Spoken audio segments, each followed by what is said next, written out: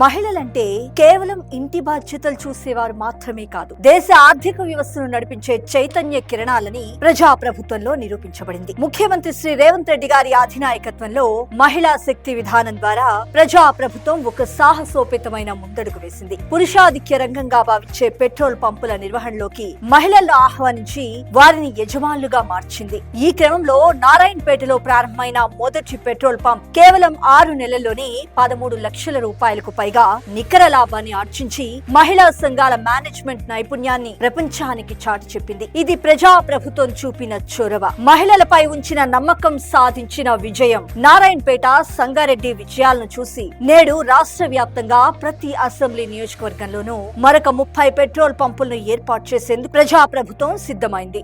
మరోవైపు IOC, BPCL, HPCL వంటి దిగ్గజ సంస్థల భాగస్వామ్యంతో మండల సమాఖ్యలు నెలకు 6 నుంచి 7 లక్షల రూపాయల ఆదాయాన్ని గడిస్తున్నాయి. స్టేషన్ మేనేజర్లుగా, సిబ్బందిగా మహిళలే ఉంటూ నాణ్యమైన సేవలతో కస్టమర్ల మన్ననలు పొందుతున్నారు. నాడు వంటింటికే పరిమితమైన మహిళల చేతికి నేడు వాణిజ్య రంగపు తాళాలు అప్పగించిన ధీశాలి గౌరవ ముఖ్యమంత్రి శ్రీ రేవంత్ రెడ్డి గారు. మహిళల ఆత్మ గౌరవాన్ని ఆకాశమంతా ఎత్తున నిలబెడుతూ అభివృద్ధిలో వారిని భాగస్వాములను చేస్తున్న ప్రజాప్రభుత్వ నిర్ణయం హర్షణీయం.